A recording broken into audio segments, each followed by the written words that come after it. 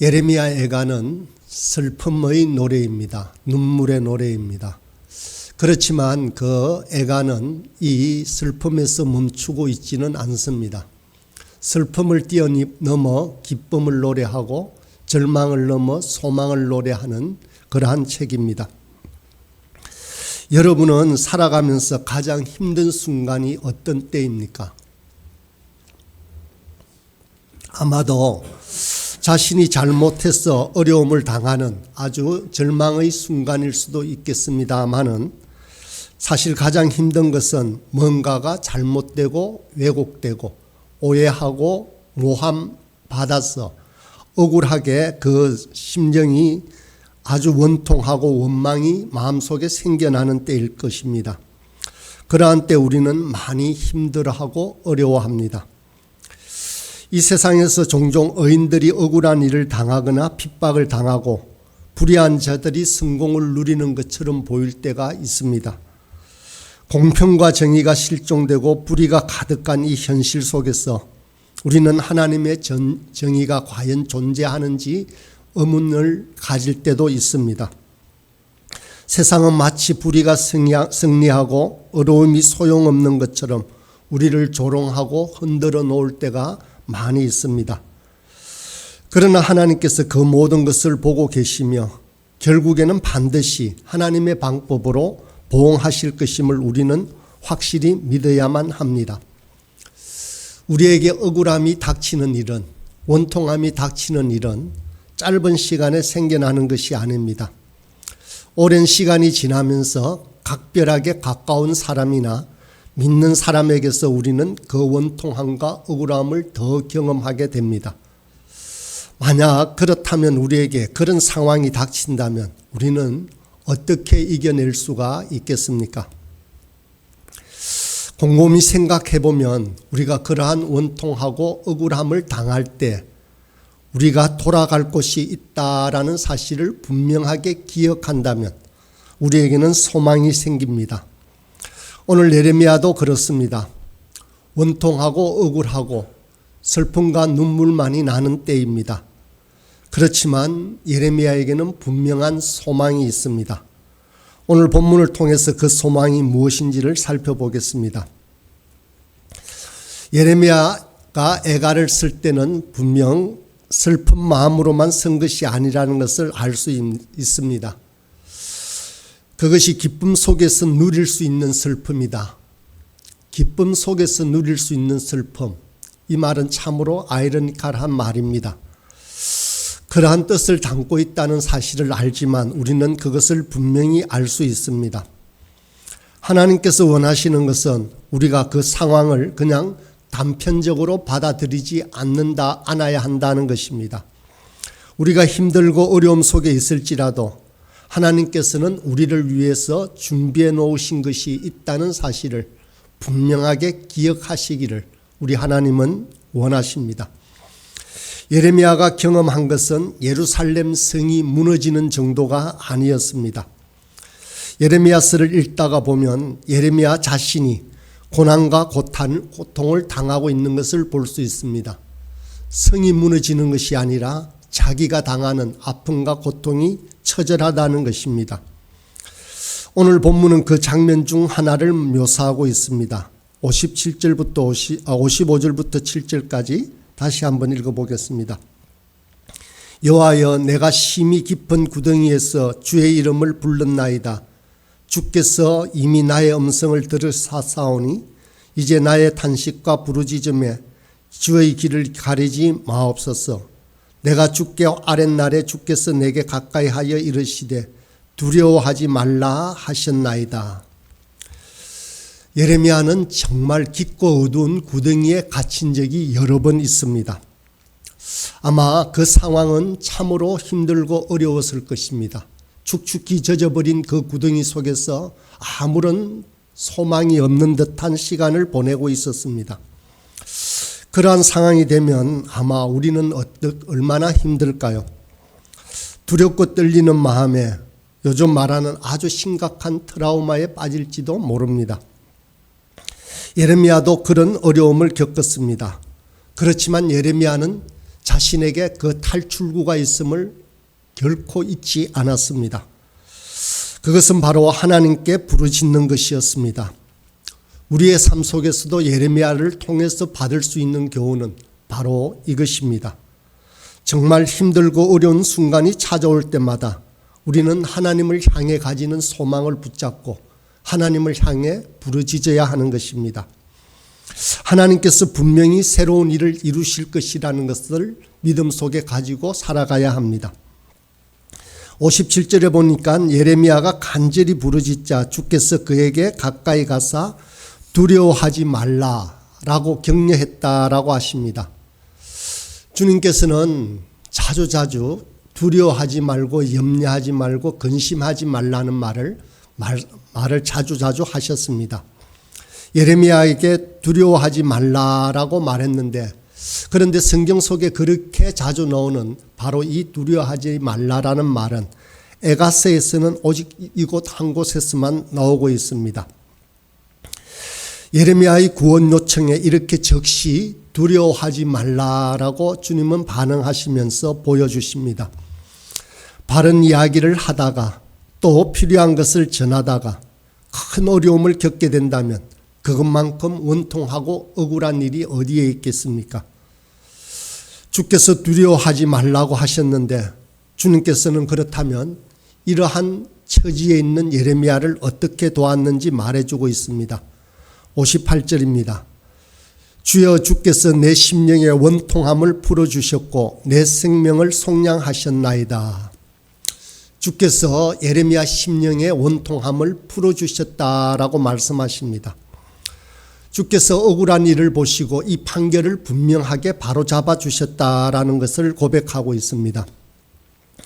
주님께서 저와 여러분의 변호인이 되어 나의 억울함과 비참한 일들의 소송거리를 대신 싸워주시고 해결해 주셨다라는 것입니다.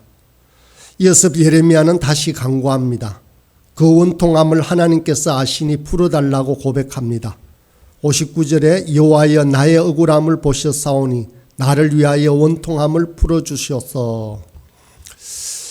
이 예레미야의 장면을 읽을 때마다 자주자주 우리 예수님이 생각납니다. 예수님께서 십자가에서 외치셨던 엘리 엘리 라마 사막다니 나의 하나님 어찌하여 나를 버리셨나이까 라고 하는 그 부르짖음이 자주 떠오릅니다. 어쩌면 이것은 부르짖음이라기보다는 예수님의 고통의 절규라고도 할 수 있을 것입니다. 하지만 예수님께서는 그저 절망하셨기에 자신이 버림받으셨다는 원통함과 억울함에 눌러서 그저 울부짖는 것이 아님을 우리는 잘 알고 있습니다. 예수님께서는 이미 자신이 사흘 만에 다시 부활하시고 부활하실 것을 제자들에게 선포하신 바 있다는 사실을 우리는 기억하게 됩니다. 예레미야의 이 슬픈 노래, 예레미야 애가가 예수님의 십자가와 비슷한 것이 바로 여기에 있습니다. 예수님이 걸어가셨던 십자가의 길을 후세 사람들은 길이어서 비아 돌로로사라고 말하며 그 길을 걸어가고 있습니다. 그 뜻은 라틴어로 슬픔의 길이라고 하는 뜻입니다. 예수님이 걸어가셨던 이 비아 돌로로사라고 하는 길은 그러나 단지 슬픔만의 길이 아님을 우리는 잘 알고 있습니다. 그것은 부활이라는, 그리고 하나님 우편에 다시 앉을 것이라는 기쁨을 향해 걸어가는 슬픔의 길이었던 것이었습니다. 장차 누릴 영광을 위해 현재의 고통과 고난을 감내해야 하는 그런 것, 지금 예레미야는 예수님을 알고 있지 못하지만 그 예수님의 길, 그 십자가의 길을 미리 보고 있는 것인지도 모릅니다. 그래서 하나님을 향해 원통함을 풀어달라고 자기의 억울함을 호소하고 있는 것입니다. 예수님의 길이라는 것은 우리가 잘 알고 있습니다. 예수님이 인류 구원의 사명을 주시고 십자가에서 고통 속에 죽어가지만 그 죽음으로 모든 사람들의 죄를 해결해 주시는 길입니다. 또 그 길은 다시 살아나셔서 하나님 보좌 우편에 앉아서 영광을 받으시는 길입니다. 우리도 오늘 하루 원통하고 억울한 일이 있다면 하나님께 부르짖은 그 지혜를 사용해야 합니다. 예레미야가 가졌던 소망은 단지 자기가 억울함과 원통함을 부르짖을 때 들어주실 것이다 라고 하는 그런 막연한 소망만이 아니었습니다. 하나님께서는 가장 중요한 두 가지를 모두에게 보여주셨는데 그 첫 번째는 우리가 원래 가지고 있었던 그 모습, 바로 잃어버렸던 원래의 모습을 되찾아 주겠다라고 하는 약속입니다. 그리고 두 번째는 하나님께서 약속한 모든 것을 지켜 이루고 행해서 그 약속한 것을 모두 이루실 것이다 라고 하는 선언입니다. 이 하나님의 약속과 선언이 바로 우리 모두에게 임하고 있다는 사실을 예레미야는 알고 있었던 것입니다. 하나님께서 약속한 것을 반드시 이루어내신다는 것, 그리고 바로 우리가 원래 가지고 있었던 것을 더 좋은 것으로 채워주신다라는 사실을 믿고 나아가는 그러한 믿음 속에서 예레미야는 있었던 것입니다. 60절부터의 말씀입니다. 다시 한번 읽어보겠습니다. 그들이 내게 보복하며 나를 모해함을 주께서 다 보셨나이다. 여호와여, 그들이 나를 비방하며 나를 모해하는 모든 것, 곧 일어나 나를 치는 자들의 입술에서 나오는 것들과 종일 나를 모해하는 것들을 들으셨나이다. 그들이 앉으나 서나 나를 조롱하여 노래하는 것을 주목하여 보옵소서. 여호와여, 주께서 그들의 손이 행한 대로 그들을 보응하사 그들에게 그만한 마음을 주시고 그들에게 저주를 내리소서. 주께서 진노로 그들을 뒤쫓으사 여호와의 하늘 아래에서 멸하소서. 이 뒷부분에 나오는 고백은 오직 하나님만이 목격자가 되시고 정인이 되시니 하나님께서 직접 심판하시고 심판해 달라고 간구하고 있는 말입니다. 예레미야는 당할 수밖에 없는 연약한 존재임을 인정하고 있습니다. 우리는 이 땅에서 피동적으로 살아갈 수밖에 없는 그런 존재들입니다. 아무리 능동적인 인생을 선택하려고 하더라도 우리는 태어난 날을 알 수 없습니다. 또한 우리는 죽어가는 그 순간도 알 수 없는, 우리가 계획한 대로 모든 것이 이루어지지 않는다라는 사실을 알고 있는 그러한 연약한 존재들입니다. 하지만 역사를 주관하시고 모든 화와 복을 주관하시는 하나님이심을 신뢰한 예레미야처럼 우리도 그렇게 하나님을 신뢰하게 된다면 우리의 인생을 어떤 CCTV보다 더 정확하고 온전하게 바라보시고 들어주시는 그 하나님께서 모든 것을 해결해 주실 것이라는 것입니다. 하나님께서는 예루살렘을 무너뜨리는 바벨론을 그냥 내버려 두지 않았습니다. 하나님은 바벨론을 무너뜨리게 하실 것이고 이 포로로 잡혀가게 되는 어려움 속에서 예레미야 마지막에 나오는 것처럼 우리가 다시 돌아오게 하실 하나님을 체험하게 될 것이라는 것을 분명하게 말씀해 주십니다. 예레미야의 예언에 보면 이런 고백이 나옵니다. 예레미야서 29장 10절에 여호와께서 이와 같이 말씀하시니라. 바벨론에서 70년이 차면 내가 너희를 돌아보고 나의 선한 말을 너희에게 성취하여 너희를 이곳으로 돌아오게 하리라. 70년이 차서 다시 포로로 잡혀갔던 그 바벨론으로부터 돌아오게 하실 것이라는 것을 분명하게 약속하시는 것입니다. 이것이 바로 예레미야가 가지고 있었던 미래에 대한 확신, 원래보다 더 좋게 회복했을 것이라는 믿음, 그것을 알려주는 것입니다. 하나님의 때는 우리의 생각과 다를 수 있습니다. 우리는 때때로 하나님의 정의가 당장 눈에 보이지 않으면 좌절하게 되기도 합니다. 하나님의 심판은 완전하고 철저합니다. 우리가 바라는 때는, 우리가 바라는 것은 불완전하지만 하나님이 그것을 실행할 때는 아주 정확합니다. 지금 당장 결과가 보이지 않아도 하나님이 일하고 계심을 신뢰하는 것이 바로 우리 믿음의 본질이라고 할 수 있습니다. 우리가 할 일은 억울함과 비참함 속에서도 하나님의 정의를 기대하며 기다리는 것입니다. 고통 속에 있을 때는 불공정하게 보일지라도 그것을 믿음으로 신뢰하며 기다리는 것입니다. 하나님의 공의는 세상의 기준을 넘어서는 것입니다. 그러므로 우리는 인간적인 잣대로 판단하지 말아야 합니다. 하나님의 섭리와 그분의 계획을 우리는 잠잠히 기다려야 합니다. 궁극적으로 옳고 그름을 판단하시는 하나님의 정의는 반드시 이루어집니다. 불의한 이들은 영원히 성공하지 못할 것입니다. 하나님은 분명히 억울한 자들의 편에 서 계심을 알게 될 것입니다.